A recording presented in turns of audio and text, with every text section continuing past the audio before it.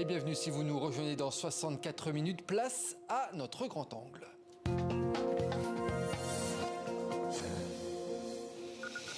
Et coup de projecteur ce soir sur les ambitions politiques et militaires de la Chine. La Chine qui cherche notamment à élargir ses capacités armées dans le Pacifique, on va le voir dans un instant, de quoi susciter l'inquiétude des pays occidentaux et notamment des États-Unis. Alors pour en parler avec nous, Antoine Bondaz, bonsoir. Vous êtes spécialiste de la Chine. J'ai plein de questions à vous poser sur ce sujet qui a beaucoup de ramifications. Mais tout d'abord, on sait qu'on a tous les yeux actuellement rivés vers l'Ukraine. Est-ce que l'on a raison de surveiller toutefois ce qui se passe du côté de la Chine? Le prochain conflit, ça pourrait être dans cette région?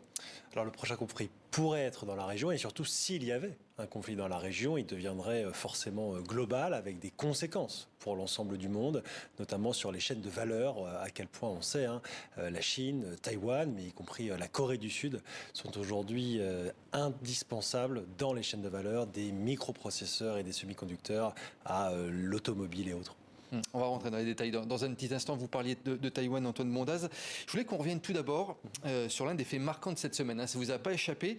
La chaîne de télé chinoise CTS, qui est basée à Taïwan, c'est important de le préciser, a annoncé dans un de ses JT une invasion chinoise, vent de panique à Taïwan. C'était finalement une fausse information. La chaîne s'est excusée. Mais finalement, c'est un scénario qu'on pourrait voir arriver prochainement. Alors, en tout cas, c'est un scénario sur lequel les autorités politiques et militaires taïwanaises travaillent. Et c'est d'ailleurs bien pour cela que ce documentaire, en tout cas ce reportage, ce faux reportage a été diffusé, puisqu'il aurait dû être diffusé dans le cadre d'un exercice. Donc évidemment, il y a une crainte de la part des autorités taïwanaises et plus largement de la population taïwanaise d'un jour, une potentielle offensive chinoise. La forme de cette offensive chinoise, elle serait évidemment multiple potentiellement, mais il y a une inquiétude qui naît notamment du fossé croissant qu'il existe entre la puissance chinoise et la puissance taïwanaise. Est-ce que les craintes, elles ont été exacerbées par la guerre en Ukraine, justement? Alors oui, puisque la démonstration de l'Ukraine, c'est que lorsqu'une puissance nucléaire attaque aujourd'hui une puissance non nucléaire, il n'y a pas forcément d'escalade de la part des autres grandes puissances. Et donc ça pose une question, notamment de comment contrer une puissance nucléaire et de la valeur des garanties de sécurité que peuvent apporter des grandes puissances à des petites puissances. L'Ukraine n'avait pas reçu de garantie de sécurité de la part des États-Unis et plus largement de l'Union européenne. Taïwan, aujourd'hui, dispose de garanties de sécurité de la part des États-Unis, même s'il n'y a pas d'alliance formelle entre Taipei et Washington. Et pourtant, le Japon, vous dites ça, mais pourtant le Japon réclame aux États-Unis d'affirmer explicitement qu'ils défendront Taïwan face à la Chine. On voit que finalement, le jeu diplomatique, il se poursuit. Effectivement, on a l'ancien Premier ministre Abe Shinzo qui demande aux États-Unis d'expliciter ces garanties de sécurité.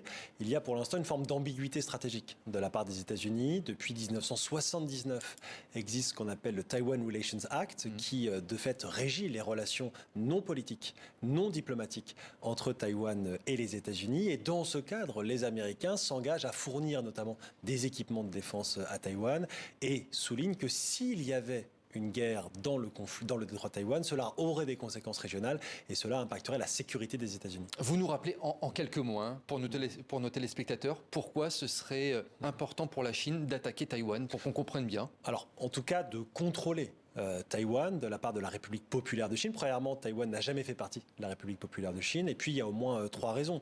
Une raison politique, ce serait mettre un terme à la guerre civile, qui en réalité n'a pas vraiment abouti en 1949, même si le continent, évidemment, a été conquis par les communistes. Deuxièmement, sur le plan plus idéologique et même politique à plus long terme, Taïwan aujourd'hui, ça reste un contre-modèle, une société de culture chinoise qui s'est démocratisée de l'intérieur et qui montre bien qu'on peut être à la fois de fait de culture chinoise et en même temps démocrate. Et ça, pour le Parti communiste chinois, c'est un mauvais exemple. Et puis surtout, une dimension militaire et stratégique. Taïwan, aujourd'hui, c'est un accès et un verrou sur le Pacifique pour la Chine. Ah ben justement, je voulais en venir à cette question du Pacifique qui est très importante puisque plusieurs pays occidentaux, États-Unis en tête, prêtent à Pékin aussi des ambitions militaires dans le Pacifique, c'est-à-dire?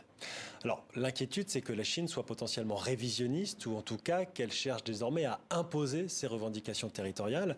On l'a vu déjà ces 10 dernières années en mer de Chine méridionale. La Chine a artificialisé puis militarisé des îlots et elle revendique aujourd'hui l'ensemble de la mer de Chine méridionale. Et puis, il y a évidemment la question de Taïwan et ensuite de la projection des forces chinoises dans le Pacifique. Ça, c'est l'inquiétude des États-Unis et plus largement des grands pays de la région, du Japon, de l'Australie.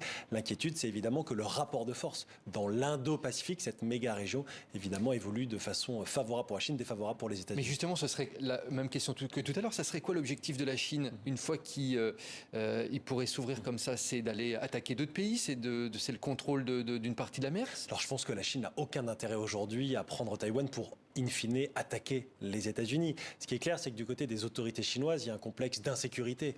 La Chine, en réalité, aujourd'hui, et surtout sa façade maritime, qui représente le cœur démographique, industriel, économique, politique de la Chine, il est enclavé de fait. Il est enclavé géographiquement par une chaîne d'îles qui va du Japon aux Philippines. Et il est encerclé militairement, puisqu'il y a des alliances militaires américaines. Et la Chine, elle veut briser cet encerclement américain.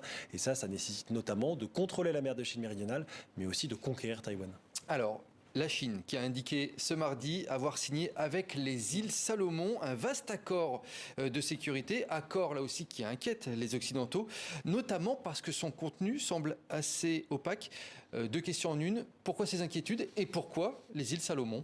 Alors l'inquiétude parce qu'il y a une évolution du rapport de force dans le Pacifique. Le Pacifique a pendant des décennies été dominé par les États-Unis et ses alliés, notamment l'Australie, et qu'aujourd'hui il y a des nouveaux acteurs stratégiques, dont la Chine. Deuxièmement, la Chine, la République populaire de Chine, a établi des relations diplomatiques avec quasiment l'ensemble des pays de la région qui, historiquement, avaient plutôt des relations avec la République de Chine, c'est-à-dire Taïwan. Et puis, troisièmement, pourquoi les îles Salomon? Puisqu'il y a eu des émeutes récentes, que la Chine a essayé d'apporter son soutien et qu'il y a une lutte de fait d'influence, notamment entre la Chine et les États-Unis, mais aussi entre la Chine et l'Australie.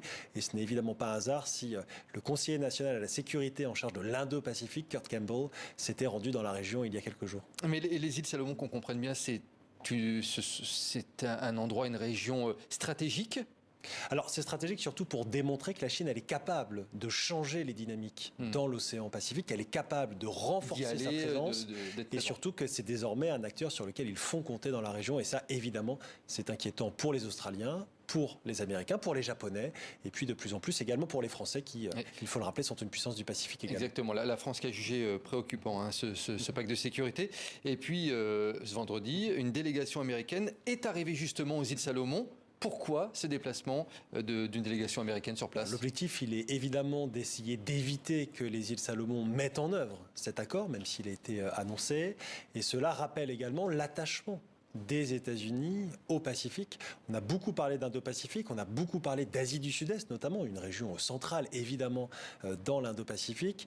Au point peut-être que les îles du Pacifique ont été peut-être délaissées ces dernières années par les États-Unis, en partie par l'Australie. Et donc il y a la volonté de ces différents pays de revenir, entre guillemets, même s'ils n'ont jamais quitté la zone, et de renforcer leurs influences et surtout de contrer l'influence chinoise. Qu'on comprenne bien, quel est le poids militaire de la Chine exactement aujourd'hui? Le poids militaire de la Chine, il est croissant. Les dépenses militaires de la Chine, elles ont été multipliées par 6 ces 20 dernières années, quand les dépenses militaires de Taïwan, par exemple, et du Japon stagnaient.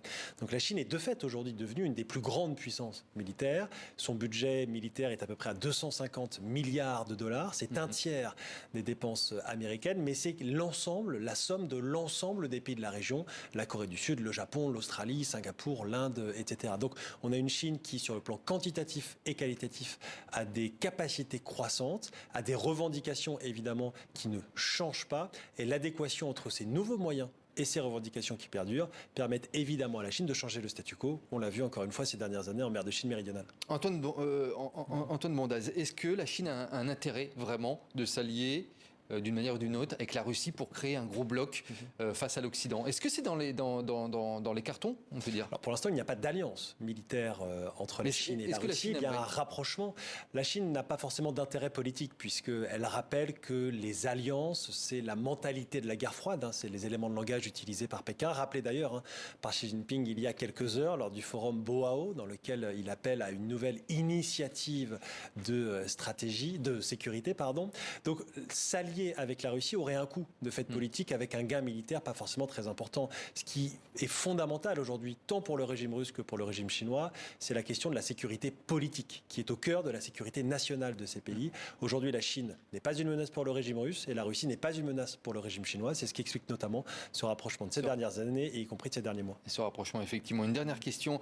On le voit dans tout ce dossier. Xi Jinping, en fait, il joue relativement gros, que ce soit dans ses relations avec la Russie, mais aussi d'une éventuelle tentative d'invasion en Taïwan. Il ne faut pas qu'il échoue si ça arrive. Lui, il joue gros. C'est évidemment le double tranchant, entre guillemets, d'une tentative d'invasion de Taïwan, qui, encore une fois, a priori, à court terme, n'a pas lieu d'être.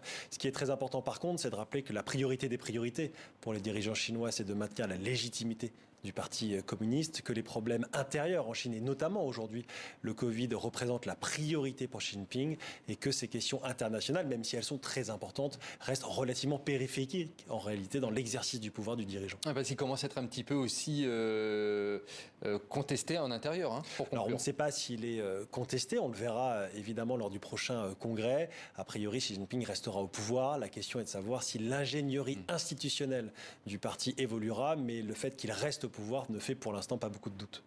Merci beaucoup Antoine Bondas d'être venu sur le plateau de 64 minutes pour nous parler donc de la Chine et de ses ambitions politiques et militaires. Merci beaucoup.